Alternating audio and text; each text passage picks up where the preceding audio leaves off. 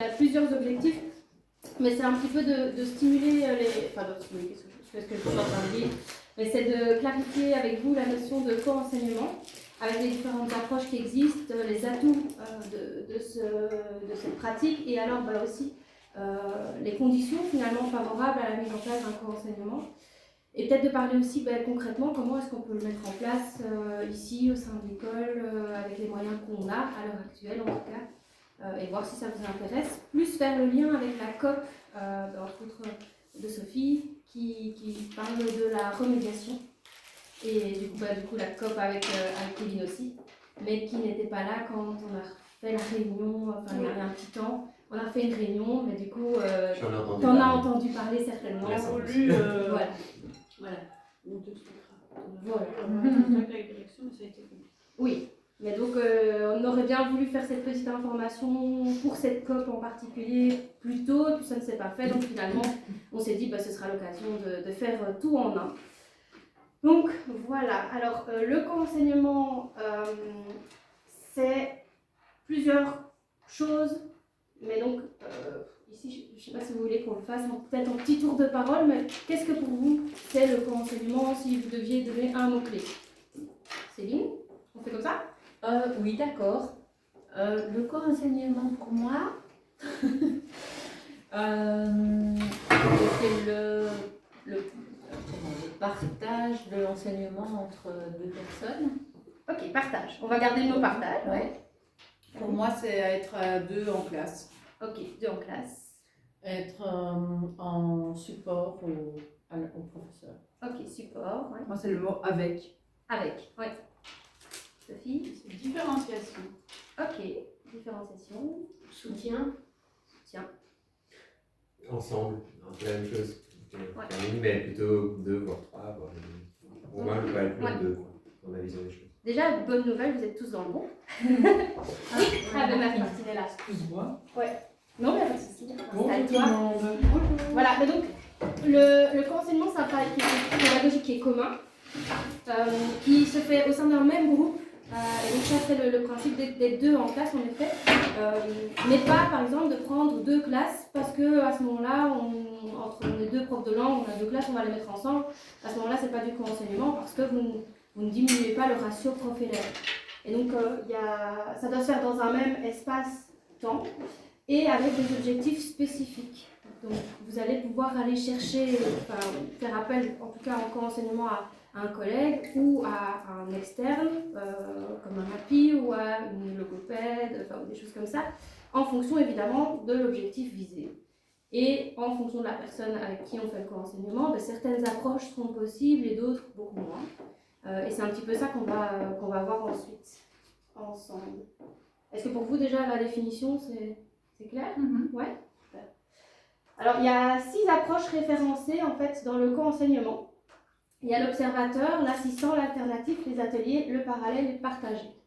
Alors ces 6 approches peuvent être combinées au sein d'une même séance de cours. Certaines demandent plus de planification, d'autres moins. On va vraiment les passer en revue chacune d'entre elles. Et si jamais Kevin, je te vois noter, si ça te permet d'être attentif, c'est super. Mais il y aura le Geniali disponible au cas où. Le quoi? Le Geniali. Ah oui, d'accord. C'est génial. Voilà. Voilà. Et donc on peut en effet en combiner certains. Certains sont plus pertinents parfois en début d'année. Et voilà, des choses. Donc l'observateur. Alors l'observateur, c'est donc un enseignant qui enseigne et un autre qui observe, qui par exemple est dans le fond de la classe ou se balade. Et ça permet d'avoir ensuite un feedback de l'enseignant. Pour savoir, tiens, j'ai vu que tel élève, il avait vraiment du mal à cet exercice-là, c'était compliqué pour lui. Lui, par contre, il gigote vraiment beaucoup, je vois qu'il a du mal à se concentrer. Lui, c'est super, je vois qu'il a compris, il a été super vite, donc peut-être que plus tard, si à un moment on fait du travail en autonomie, cet élève, il pourra aider les autres. Voilà. Et ça peut s'appuyer sur, par exemple, une grille d'observation en fonction de ce que vous avez envie d'observer en début d'année, par exemple. Ça peut vraiment être intéressant, surtout quand on ne connaît pas encore très très bien ses élèves. Et ça pourrait être aussi une prise d'information pour éventuellement faire une autre approche du co-enseignement plus tard, là où il faudra par exemple former des groupes et que ce sera des groupes réfléchis sur base de certains critères. Mais l'observateur, c'est celui qui enseigne ou... Alors c'est l'autre du coup. Ah oui, pardon. Ouais. Donc il y en a un qui Oui, enseigne oui. et l'autre qui observe Oui, oui. la classe. Et Alors elle observe les élèves et le professeur éventuellement à Ouais. qui elle pourra ensuite, il D'accord, ou oui. elle, pourra faire un feedback positif, bien entendu et constructif. Hein. On n'est pas là pour tailler ses collègues ou la personne qu'on observe évidemment. Et donc on peut voir vraiment tout ce qui est comportement, difficultés, les points positifs et lister un petit peu les observations. Ça peut être intéressant aussi pour savoir qui fonctionne bien avec qui, enfin voilà, en fonction des binômes en classe. Voilà, ça c'est vraiment l'observateur. Donc on a l'exemple ici de l'observateur qui est au fond de la classe. Alors ce qui est pas mal, c'est que comme il est au fond, enfin il se balade en tout cas, mais il n'interrompt pas le prof donne vraiment son cours. Pendant ce temps-là, il se fait un petit peu discret et il observe. Comme ça, les élèves oublient un petit peu sa présence. Et, Mais il ne passe pas dans les bancs ni quoi que ce soit. il Bon, pourrait, il Pardon peut. il pourrait aussi, tout à fait. Ouais. Ouais, ça dépend de l'objectif qui est poursuivi, Oui. j'imagine. Ouais, ok. Et il y a un petit plus ici, ben voilà, c'est ce que j'ai dit à l'oral, hein, mais c'est en début d'année, c'est intéressant pour connaître plus rapidement ses élèves et pour envisager des pistes d'intervention. Alors il y a l'assistant. L'assistant, lui, donc, de nouveau, le prof enseigne sa matière et l'assistant vient proposer une aide immédiate pendant, par exemple, des choses du travail en autonomie ou, imaginons, il y a un élève qui est là, enfin, voilà, globalement ce que fait Valérie, hein, C'est ce que j'ai dit. voilà, en tant Mais on que... travaille Pensez, ensemble. Martine, je vais au cours de Martine. Ah ben voilà.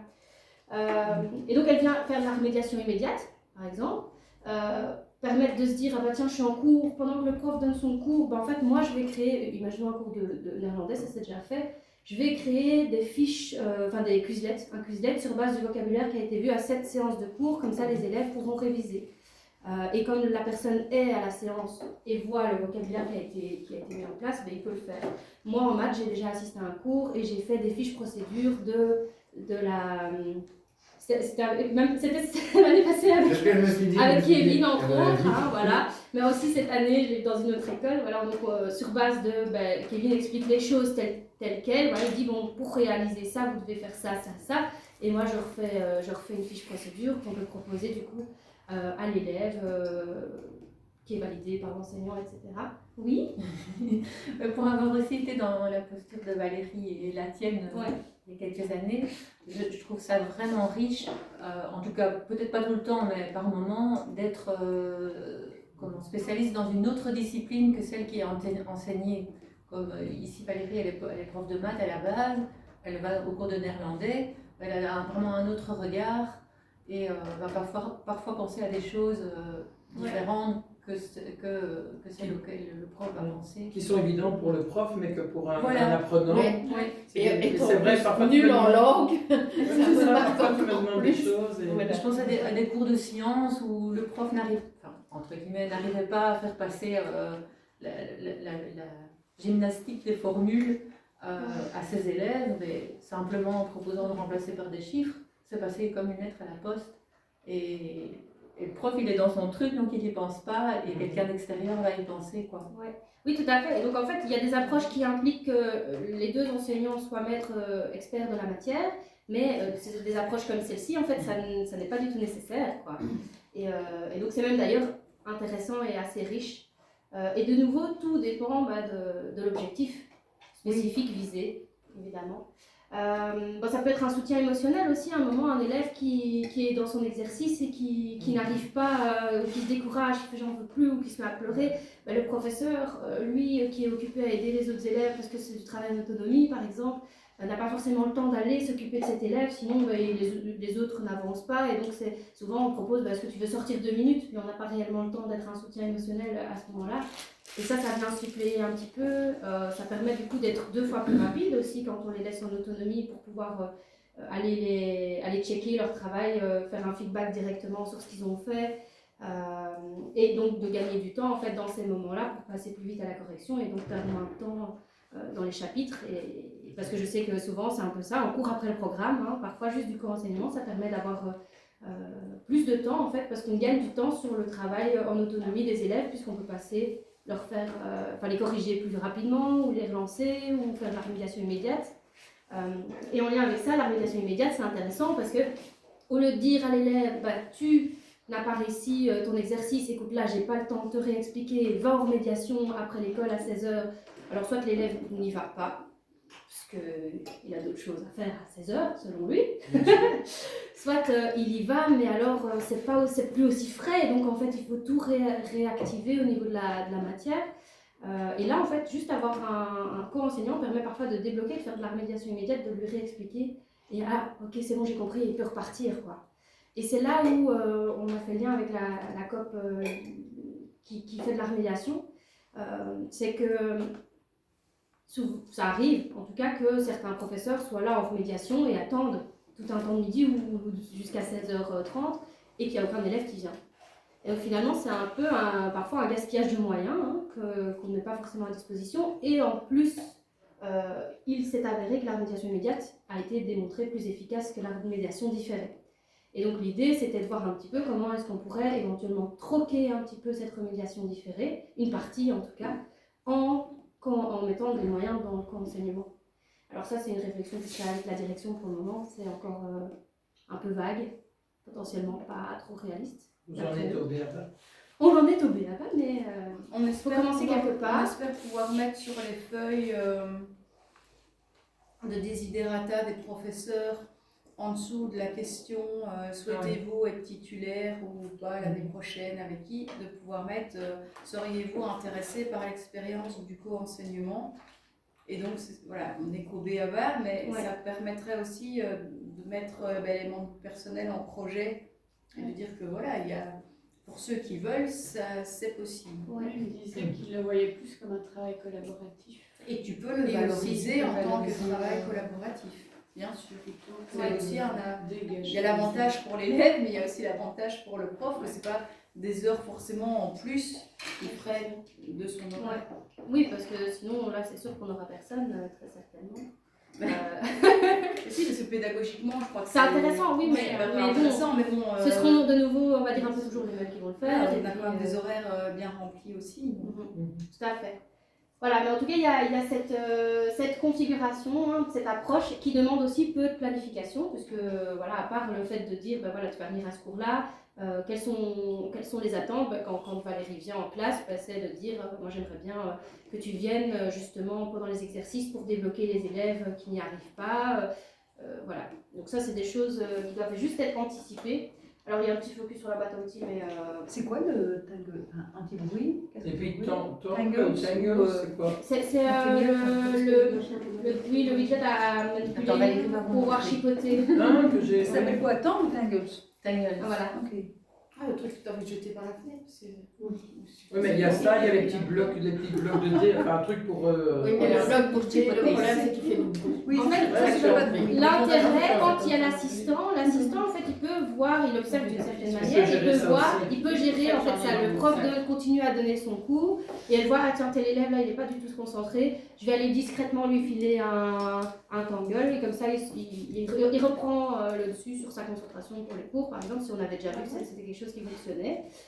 Ou alors lui, là, je vois qu'il n'arrive pas, il est complètement distrait par le bruit. Bon, moi en tant qu'assistant observateur, je vois que l'élève, il n'arrive pas à se concentrer, il souffle, il s'énerve. Je vais venir, je vais lui dire, tu sais, tu peux aller chercher un casque anti-bruit, n'hésite pas. Enfin voilà, je vais lui mettre à disposition. Il va pouvoir mettre à disposition finalement des outils auxquels le professeur qui est en train de donner son cours n'a pas forcément le temps de mettre en place ou n'y a pas pensé parce qu'il n'a pas le même regard vu qu'il est occupé déjà à donner son cours.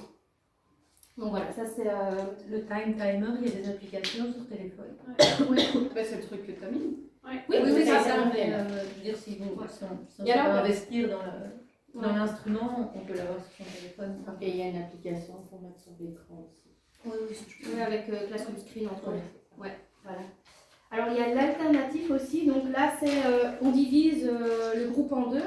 Alors là on le divise de manière réfléchie, c'est-à-dire qu'on va se dire il y a un groupe sur la même matière qu'on a déjà vu, on a fait l'évaluation formative par exemple, et on voit que sur ça il y en a 4 qui ont vraiment super bien réussi et les autres ont presque tous raté. Alors on va venir faire du renforcement avec le grand groupe et avec le petit groupe, oui, on va faire du dépassement avec le petit groupe parce qu'ils ont été experts dans la matière ou inversement du coup, se dire j'ai un petit groupe d'élèves qui étaient en difficulté. Donc avec eux, je vais vraiment retravailler, réexpliquer la matière. Et avec l'autre groupe, on va faire du dépassement. L'idée, c'est de pouvoir en tout cas varier, pas tout le temps stigmatiser, que ce soit toujours les mauvais qui soient dans le même groupe. Parce que du coup, bah, voilà, ça vient dire je suis tout le temps dans le groupe des faibles, etc. Donc on pourrait aussi se dire qu'on ne découpe pas les groupes sur base du niveau, mais qu'on les coupe sur base de nouveau d'une observation qu'on aura menée durant une session de cours, en se disant, ben voilà, on va prendre... Timidité, les personnes... Oui, voilà, sur base de ça, voilà. Ceux qui participent le plus et ceux qui participent le moins, enfin voilà, on pourrait vraiment faire des groupes variés. Les cheveux courts, les cheveux longs. Voilà. Voilà. Et à ce moment-là, évidemment, il n'y a pas de nouvelle matière dans aucun des groupes. Donc s'il y a un groupe qui se détache, ben, c'est plus du dépassement. Et voilà. Et alors, mais en tout cas, on voit les choses différemment, on revoit, on renforce, mais on ne voit pas de nouvelle matière dans ces sessions de co-enseignement alternatif. Alors évidemment, ça demande plus de planification, ça demande un repérage sur le terrain avant de comment est-ce qu'on forme les groupes et pourquoi on les forme comme ça, et de ce que chacun va faire en termes de répartition. Par contre, ce qui est intéressant, parce qu'on se dit que ça demande plus de planification, ça demande plus de travail, mais c'est aussi un gain de temps si on peut partir du principe qu'on peut diviser du coup le travail. On peut se répartir les tâches. Et donc ça fait quand même parfois gagner du temps, en fait, un truc. Et ça permet de s'offrir des libertés qu'on ne ferait pas tout seul. Des choses parfois plus ludiques, on se dit mais ça on va pas le faire parce que ça va nous demander trop de travail, trop d'investissement. Si on est deux, ça divise déjà la tâche, quoi. Mais là, dans ce cas-là, il faut deux profs qui donnent la même matière.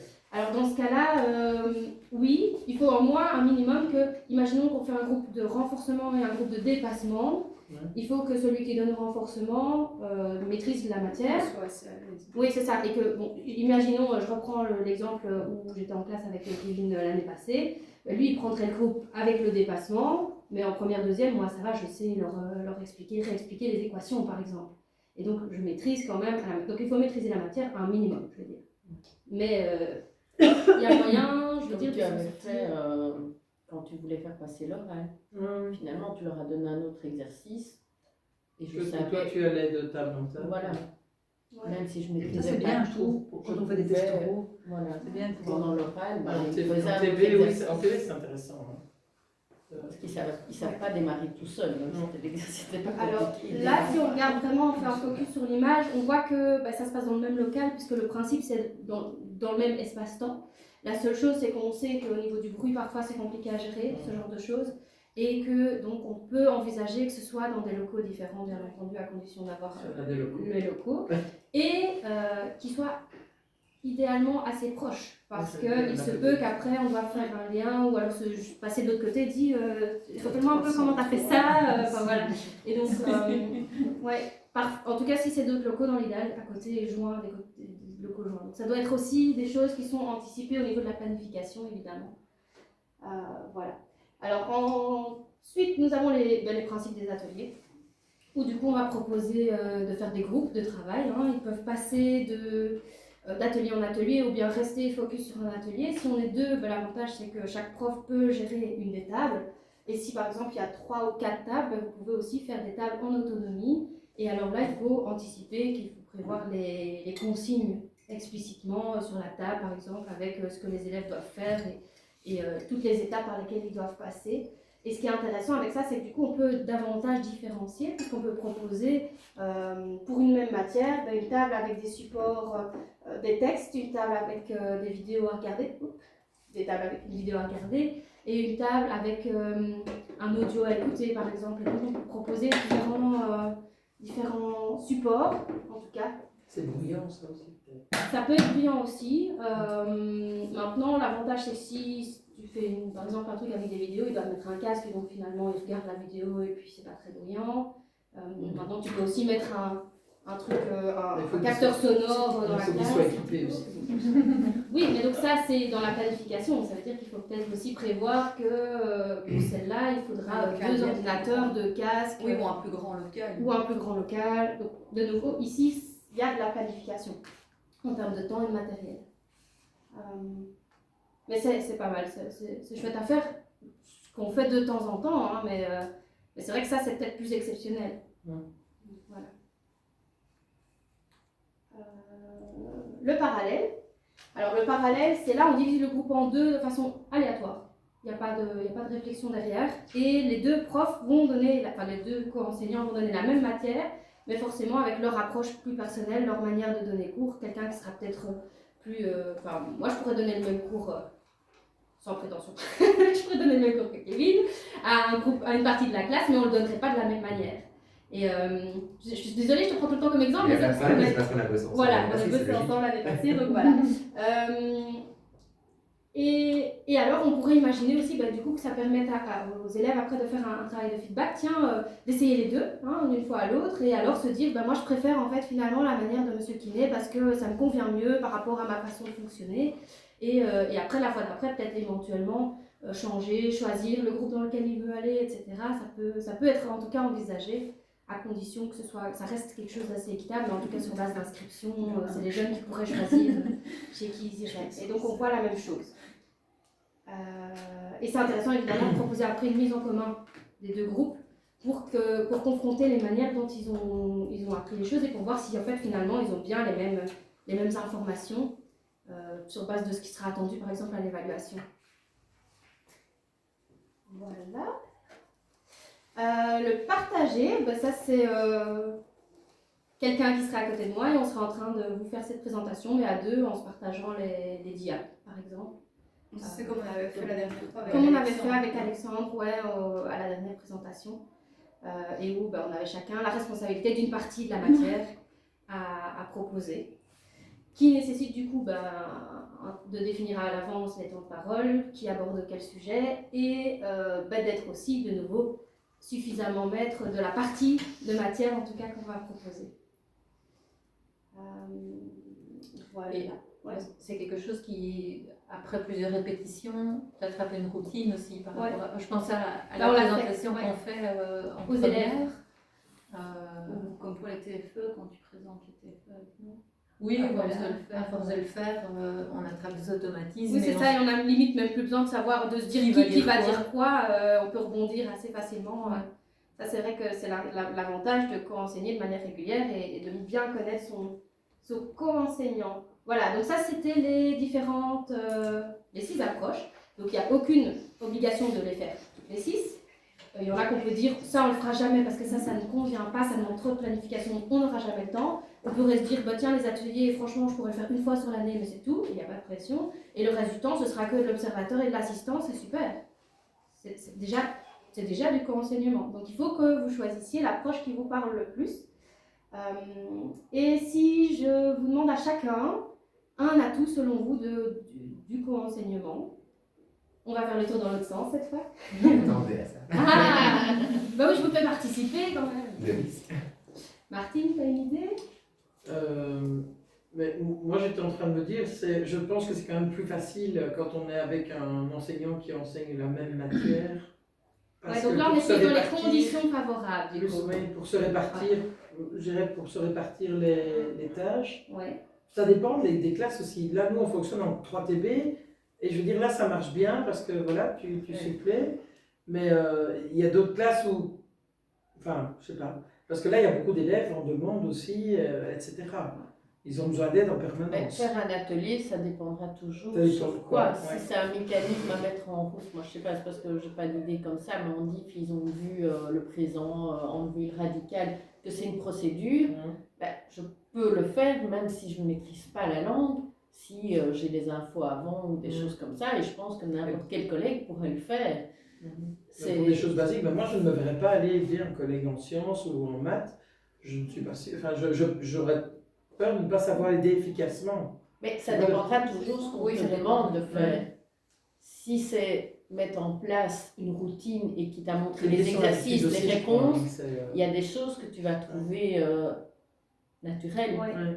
Mais Parce c'est que dans ta vie de vraiment tous ce les que je jours, dis là, c'est parce que nous, ça ne nous paraît pas naturel le co-enseignement. Voilà. Parce que toi, tu le tout pratiques. seul en classe. Donc en fait, Tu le pratiques tout le temps. on a juste peur. Oui, ça mais marche pas vraiment. oui, c'est tout à ça. fait. C'est ça. Ah non, mais c'est pour ça que, comme Tout à fait. dit Juliette, ce qui est bien, c'est vous testez un Il truc. faut y aller Et puis petit à c'est- petit. Voilà. Ouais, Ouais, tout à C'est fait. pas C'est ça, se hein. mettre, voilà, toi tu t'es retrouvé entre guillemets obligé, bah maintenant t'en tires le positif et tu Ah oui, dis, moi dans j'apprécie une autre quand tu es classe. là, tiens, elle n'est pas là. Ah bah, du coup, t'apprécies quand elle est là, grâce à quoi? Quel est l'atout? Mais parce que je sais que si je dois expliquer, enfin, d'abord on tourne toutes les deux en classe sans arrêt, ils sont que 8 9 en général en moyenne. Ils sont plutôt Voilà, 8 que 9. sur notre, voilà. Et je veux dire, on n'est pas trop de. Enfin voilà, c'est bien qu'on soit deux parce qu'à tout moment, il y en a qui ont vraiment besoin qu'on mette le doigt dessus. Là, tu dois faire attention à ceci, à cela. Pour pouvoir plus individualiser On finalement et individualise répondre à par la moment, demande de l'élève plus rapidement. Oui. Finalement. Parce que ça, c'est pas le genre d'élève non plus qui va venir en rattrapage ou en remédiation. Là, c'est clair qu'on ne les aura pas. Et donc, c'est bien pratique qu'on soit deux à ce moment-là. Et même que tu ne sois pas prof de langue, c'est pas un problème. Non, tu vois, comme Là, ça se complète Et pourtant, bien. les langues, c'est vraiment mais pas ma tasse de thé. Hein. J'ai toujours été nulle et puis en tant que prof, j'ai Ah bon, jamais voilà. pratiqué. Maintenant, Mais voilà. ça va dépendre des classes aussi. Ça va dépendre du public qu'on a, le nombre d'élèves qu'on a, des choses Et comme ça, ça. c'est tout, quoi. tout ce qui est conditions favorables. Oui, Et on va tout à fait, l'aborder mais de au toute niveau façon de- aussi après, mais au niveau des atouts, vraiment, Mais il y a un quand même gain des choses de temps, positives. moi, je Un gain de temps, oui. Un gain d'énergie pour le prof. Les élèves sont plus actifs aussi. Et plus d'activité, Ouais. plus sont d'efficacité, moins, plus efficaces. pour l'avoir Tu prends le pratiqué tout. déjà plein de fois. Kevin n'a pas eu l'occasion de Kevin peut parler. Ah oui, je veux dire en gain de temps, moi, oui, non, je rigole. Vas-y, Pas grave. Kevin. Bon, c'était gain de temps, c'était pas Ok. plus sexy des atouts, mais je trouve qu'il est important, surtout pour un prof de maths qui a un programme voilà, Ouais. conséquent. Bon, ben, vu qu'il faut que j'en trouve un autre, mais je trouve que de toute façon, la remédiation en même temps, Remédiation, ça, je pense que c'est une bonne chose parce que clairement, enfin, moi, du coup, enseignement, que ce soit avec toi, mais aussi avec d'autres collègues, j'en fais déjà depuis plus d'un an et demi. Enfin, c'est devenu quelque chose d'assez habituel et que j'apprécie. Et à chaque fois, c'est quand même du temps où comme enseignant, on peut prendre du temps avec les élèves avec lesquels, à un moment donné, il faut que j'avance. Ouais. Et donc, on en fait en gain de temps, mais en même temps, à travers la remédiation. Mais tu le fais avec un prof de maths. Pour le moment, oui, c'est ça. Et pareil, quand moi j'ai été, moi j'ai jamais été que dans des remédiations. Donc en gros, j'étais co-enseignant dans de la remédiation. Ok. Mais c'est aussi nécessaire. Ouais. Puisqu'on a beaucoup de. Oui, c'est ça. Parfois. Beaucoup de questions. Les Oui. niveaux très différents. Ouais. Moi, l'intérêt que je vois pour un cours de langue, c'est de pouvoir peut-être travailler plus l'oral avec un groupe, pendant que le co-enseignant gère une autre activité. Ouais, donc pouvoir faire plusieurs choses en parallèle. Savoir lire ou du drill, Ah ouais. des choses comme ça. Parce que c'est vrai que c'est le problème, quoi, l'expression orale. Ici, on a un petit examen oral en première bientôt. Gérer le reste de la classe pendant qu'on fait passer le petit oral, le fouet. Oui. Tu sors de là, t'es comme ça. Parce que tu écoutes l'élève en même temps. Oui, c'est ça. Tu ne peux pas tout gérer, donc c'est Et même en leur donnant du travail, parce que ou ils s'y mettent pas, ou ils écoutent, ils essaient d'écouter ce que. Ou au pire, Oui, il faut ils trier. dérangent. Oui, c'est ça. Oui, il faut Ok, oui, ben, mais tout ça, c'est top. Hein. Bon, on considère que tu as déjà donné ton tour ou tu as d'autres idées? Elle a volé la question. Non, c'est bien. T'as dit aussi, ok. Bon, Valérie, peut-être. Ben, ce qu'on a dit, et c'est vrai que quand je suis là, je vois régulièrement des élèves, en fait, même après la consigne, restent sans rien faire. Et donc, le fait de venir près d'eux, s'il n'avait pas envie, ben, ils sont obligés de commencer.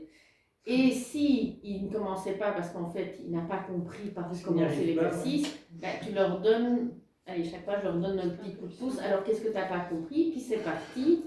Et au moins, il fait l'exercice comme les autres, alors que de l'extérieur, j'en vois quand même souvent un petit groupe qui est là et qui attend que le prof mette la réponse au tableau. Ben là, je stimule les deux. Ils sont plus actifs. Moi, je dirais le partage, parce que effectivement, comme ça me paraît pas forcément naturel, je rejoins Martine, j'ai plus l'impression de me projeter, mais avec un collègue direct de ma branche, enfin, donc un autre prof expert, comme tu disais. Et là, je me dis, ça pourrait vraiment être super gai de partager nos expériences et nos connaissances, Oui. en fait. Mais c'est aussi intéressant, oui. même, je veux dire, d'un point de vue tout venant, par exemple, d'avoir des outils. Enfin, tu vois, moi, par exemple, dans ma petite boîte, j'aurais peut-être des outils qui vont pouvoir Bien sûr, être oui, mais hyper voilà, intéressants. pour moi, ça me paraît encore un level au-dessus. Là, je me dis, pour pouvoir partager les connaissances, je trouve ça bien. Après, voilà, c'est chacun aussi a son vécu. moi, en histoire des trois, je me sens très seule depuis 18 ans. Donc, le fait d'avoir un ami en classe, je serais très heureuse. De Un ami rien que vivant, ça. pas D'avoir une équipe et de partager. Non, mais c'est parce qu'ici, il y a quand même beaucoup J'ai de la gens même qui chose sont en en langue. édition. J'ai la même chose en édition. Qui travaillent en équipe. Et quand tu travailles tout seul, tout le temps, avoir quelqu'un en classe qui vient juste pour toi, je trouve ça vraiment chouette. Ouais. Voilà, donc je pense que c'est le mot partage qui me vient en premier. Et Céline? Ben oui, enfin, ça rejoint un peu ce que tu viens de dire, mais moi je trouve ça vraiment riche, que ce soit pour l'enseignant. Ou l'échange. L'enseignant attitré et le co-enseignant et les élèves, parce que tout le monde s'enrichit de ce que l'autre va pouvoir apporter en classe. Oui, tout à fait. Hein. Bon voilà, mais voilà, tout ce que vous avez dit, ça rejoint vraiment tout ça. Mais du coup, le fait qu'on diminue le ratio élève-enseignant, ça permet plus d'échanges, une plus grande disponibilité pour répondre aux questions et aux sollicitations des élèves, et ça on l'a dit tantôt. Permet de diversifier les stratégies d'apprentissage. Ça diminue aussi la stigmatisation, puisque à une époque, quand en fait moi je venais en classe l'année passée, c'était pas encore tellement le mot d'ordre, et donc on était fort assis à côté de l'élève en intégration par exemple. Là ça permet de dire on vient là où il y a du besoin, que ce soit un élève à besoin spécifique ou pas, on enlève l'étiquette et on vient soutenir l'élève qui, quand il a une difficulté, peu importe son profil. Ça crée du partage, développement professionnel, du soutien aussi, parce qu'on se sent un peu moins seul. Hein, moi, c'est vraiment cette ligne-là qui celle-là, ouais. Quand est-ce que tu veux que je... Ça favorise. Mais non, mais tu sais, quand tu es toujours tout seul à faire toutes les épreuves externes, toutes les préparations, chaque fois, tu te dis... Enfin, après, tu deviens aussi orgueilleux en disant qu'il n'y a que toi qui le fais, mais si ça tombe, tu le fais pas bien, il n'y a personne pour te le dire. Avoir un autre regard, ça fait du bien aussi. Avoir un on dit, autre si regard. on me demande de le faire, c'est que je le fais bien, mais t'as personne qui dirait tiens, ce serait peut-être plus sympa de faire ça, comme ça. Et finalement, c'est parfois en ayant un stagiaire que tu te rends compte qu'il y aurait moyen de faire autrement. Mais voilà, donc je trouve que cet échange-là, il est riche. Ouais. Puis ça favorise tout ce qui est ambiance de classe, hein, puisque du coup les élèves ils se sentent plus individualisés aussi, on peut mieux répondre directement et alors il augmente la confiance en soi, on se sent plus compétent parce qu'en fait on voit on arrive à certains résultats qu'on n'arrivait pas forcément avant parce qu'on est deux, parce qu'on est soutenu, et donc voilà, il y a vraiment plein de choses positives, mais qui impliquent aussi un certain nombre de conditions pour que ça se passe bien. Et ici, c'est des petites planches de BD qui sont assez intéressantes, mais qui mettent en exergue un petit peu ces points indispensables, finalement, pour que ça se passe bien. Et donc ici, je vous laisse lire et essayer de détacher peut-être un petit peu les conditions, finalement, qui ne seraient pas respectées dans ce cas-ci. Voilà. On ne sait pas ce que le professeur enseigne, mais on se dit qu'a priori c'est peut-être pas la bonne personne pour co-enseigner, que Gérard n'est pas la bonne personne. C'est un choix de cœur et pas un choix pédagogique. Qu'est-ce que tu dis? C'est un choix de cœur et pas un choix pédagogique. Ouais, un choix de cœur. Oh, comme c'est bien dit Sophie. Oui, c'est pour être du cul aussi, mais je veux pas le dire. Voilà. Donc oui, l'importance de la participation volontaire, en fait, finalement, de l'enseignant. Mariage. Oui, on parle de mariage et on parle même de divorce pédagogique, d'ailleurs, quand ça se passe pas bien. Et ça enlève aussi une pression de se dire qu'en fait, on peut tenter, et si ça marche pas, on peut aussi faire marche arrière, il n'y a pas de souci. Et l'importance de la compatibilité, et donc d'aller chercher quelqu'un, un co-enseignant avec qui ça match en fonction de l'objectif spécifique, de nouveau, parce que, comme tu disais, Caroline, toi, si tu te vois plus avec un professeur qui sera aussi expert, peut-être parce que ça te laisse plus de liberté au niveau des approches, va chercher quelqu'un, entre guillemets, qui est plus expert, mais qui en plus a envie, évidemment, puisque c'est... Oui, voilà, avoir en tiré un boulet. Voilà. Et éventuellement, si tu ne dois pas demander. Ouais. Parce qu'en fait, tu peux toi te greffer à un professeur ou le professeur peut venir se greffer à toi. Donc tout dépend aussi un petit peu de... En général, tu vas demander à tes copains. Ça pourrait très bien marcher, mais tout comme ça pourrait aussi ne pas marcher. Et certaines personnes disent, moi je tes copains à l'extérieur, mais tu sais pas comment ton copain est. Exactement. C'est ça. Ça peut effectivement. C'est ça. Et en fait, parfois, ça fait même peur à certaines personnes de se dire, je vais pas aller chercher la personne avec qui j'ai trop d'affinité, parce qu'en fait, si ça se passe pas bien, ça gâche la relation aussi. Ouais. Donc il y a aussi c'est ça que je peux l'entendre aussi. Ouais. Donc voilà, une autre petite planche, celle-là. Ah, ça me passe. Je prends les 3 devant. Ça vous évoque quoi? Ça, c'est pas du co-enseignement, ça. Non. Pourquoi? Parce que déjà, ils dictent sa loi, là. Ah, Vous savez pas ouais. Ils sont pas mis d'accord, quoi. Ouais. Ouais. Oui, il y a un problème déjà avant même de communication. de planification, voilà, et de se dire, en fait, déjà, il ne peut pas prendre tout le temps les mêmes. Parce que sinon, en effet, là, c'est juste, en fait, moi, je me suis fait le plaisir, le cadeau de m'offrir une classe de 3 élèves, cette année, enfin voilà. Et aussi, de co-planifier les choses avant, ça on l'a dit, j'ai un trou de mémoire, là, j'ai oublié, mais définir clairement les rôles, voilà, à l'avance, et en fait aussi pas ce truc de, en fait, je suis l'enseignant et tu es mon subalterne. Oui, C'est pas, il faut pas de rapport de force, parce qu'en fait, même si l'initiative vient de l'un pour aller chercher l'autre, c'est avec une demande précise, mais on va pas lui dire, écoute, là, c'est ce cours-ci, j'ai oublié de faire des photocopies, tu pourrais me faire une photocopie, m'amener un petit café pendant que je donne le cours, enfin, là, on n'y est plus. Voilà. Non, mais c'est vrai que c'est un risque qui pourrait arriver. Oui, tout à fait. Et alors, ce qui est intéressant, c'est qu'il y a aussi disponible une grille d'observation du co-enseignant, du co-enseignement, pour voir un petit peu si l'efficacité du co-enseignement. Non, du Là, co-enseignement. d'office, tu vas avoir un rapport. Et de voir un petit peu si on est dans le bon, ou alors s'il y a des choses éventuellement qu'on peut améliorer. Donc ça, c'est une capture d'écran, mais si vous cliquez sur ce lien-ci, vous arrivez directement sur la grille complète. Voilà, qui est disponible. Une autre petite image.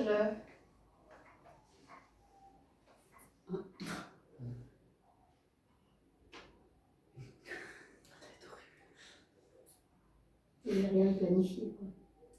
Oui, entre autres, ouais. Il y a quoi? Et de Rien de préparer les planifié. élèves. Présenter la personne aux élèves. Voilà, présenter le le co-enseignant, préparer. le projet, et Et qu'est-ce qui va se passer à Et aux l'avance. élèves, comment ça va se passer? vous avez tout dit. Voilà. Et la dernière,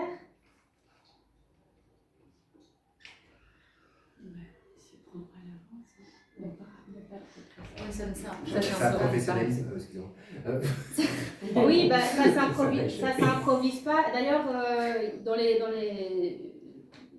ressources scientifiques, ils disent que s'il n'y a pas de planification, on ne peut pas considérer ça comme du réel co-enseignement. En tout cas, il faut un minimum, en termes de planification, déterminer l'objectif commun. C'est le minimum en tout cas, et les attentes. La façon Et puis dont les choses vont expliquer. se passer, parce qu'en finalement, en tant qu'observateur, à part la façon dont les choses vont se passer, il n'y a pas énormément d'autres C'est choses ça, à planifier. c'est ça l'intérêt de l'observateur Mais, d'ailleurs, mais c'est au moins dire, les aspects organisationnels, c'est à telle heure, à tel jour, telle heure, dans tel local, et puis et voilà mes attentes. Et tiens, en fait, on se baserait bien sur cette grille d'observation, où on va créer une grille d'observation, parce que moi, ce que je voudrais observer, c'est ça, vu que l'activité d'après, ce sera ça. Enfin, voilà. Et alors, importance de co-évaluer aussi, de se faire un feedback après, une fois que le co-enseignement, la séance a été faite, de pouvoir faire un petit retour, un petit feedback pour se réajuster éventuellement ou reclarifier les missions de la fois d'après, la séance d'après ou des choses comme ça. Voilà, je crois qu'on est bon. On y va. Je ne sais pas si vous avez des questions sur concrètement, je ne sais pas si j'ai répondu. Bon, concrètement, je fais la petite parenthèse à ce moment-ci. Donc concrètement, comment est-ce qu'on peut en mettre en place? Donc via éventuellement un déplacement des moyens de la remédiation différée vers l'enseignement. Il y a la présence des API. Il y a moi. Alors moi qui ne suis pas là, donc qui suis là que 4 heures par semaine, mais en même temps, petit à petit, donc il y aura de moins en moins d'intégration, les intégrations vont diminuer, on est à enveloppe fermée, donc en fait les moyens vont juste être déplacés. Il y aura peut-être à plus long terme une Juliette à mi-temps au collège Sainte-Gertrude, par exemple. Toi. Une Juliette. Je rigole. Moi ou quelqu'un d'autre. C'est une blague. On verra. Mais ça, c'est pas moi qui décide, donc on verra. Mais en gros, voilà, des moyens pour venir vraiment vous soutenir de manière plus globale et plus dépendamment des élèves. Parce que Valérie, elle va dans certaines classes, mais en fonction des élèves qui sont en intégration.